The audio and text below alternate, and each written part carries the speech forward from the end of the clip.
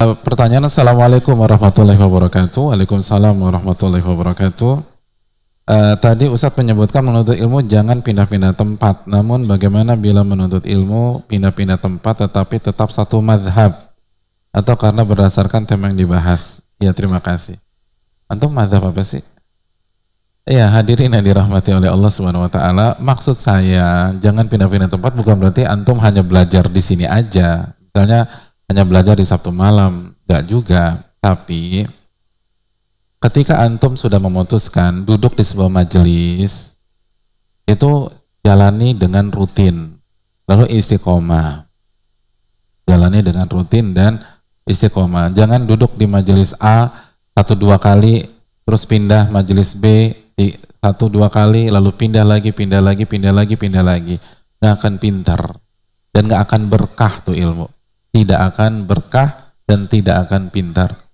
Yang benar adalah duduk di sebuah majelis. Dan antum bisa lebih dari satu majelis. Atau ambil misalnya majelis akidah sama ustadz siapa, majelis fikih dengan ustadz siapa, lalu majelis adab dengan ustadz siapa, dan lain-lain. Udah continue tuh gitu loh. Jangan loncat-loncat. Dan kalau kita kalau kita masih basic banget, jangan terlalu banyak juga. Itu bukan nasihat saya, itu nasihat Al-Imam Asy-Syafi'i. Nasihat Al-Imam Asy-Syafi'i kepada seorang guru yang bernama Abu Abdis Somad. Kata Imam Syafi'i, isdihamul kalami fis sama'i mudillatun lil fahmi. Banyaknya data yang didengar di awal-awal proses belajar itu justru akan menyesatkan pemahaman seseorang. Bukan kata saya. Itu kata Imam Syafi'i dalam kitabnya Al-Wasaya kalau tidak salah. Dalam sebuah kitab Al-Wasaya. Jadi ini nasihat dari pakar. 1 dari 4 imam madhab. Izdihamul kalam fis sama' mudillatun lil fahmi. Banyaknya data, ada yang bilang gini, ada yang bilang gini, ada yang bilang halal, bilang haram, dan seterusnya. Di awal-awal belajar itu justru bisa menyesatkan pemahaman, membuat bingung.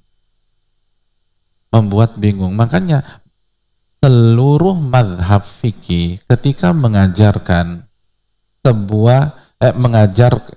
mengajarkan madhab mereka masing-masing, itu langsung dijelaskan khilaf apa tidak?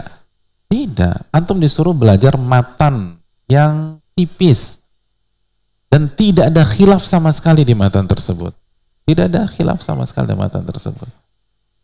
Itu metode.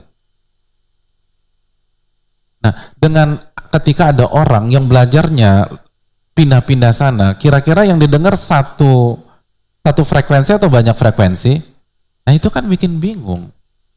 Itu bukan metode para ulama. Makanya kan sempat kita jelaskan di awal-awal, kalau belajar ilmu fikih itu pertama belajar matan, belajar satu qaul aja, lalu selesaikan dari awal sampai akhir. Begitu selesai ngapain? Ulang lagi, tetapi di level yang lebih tinggi, intermediate misalnya. Belajar khilaf dalam madhab. Lalu begitu khatam dari Thaharah sampai selesai, baru ningkat lagi belajar fikih muqaran, khilaf antar madhab. Makanya karena prosesnya begitu sistematis, maka hasilnya juga kuat. Dan begitu semuanya kan, semuanya demikian, bidang manapun demikian. Di bidang manapun antum nggak mungkin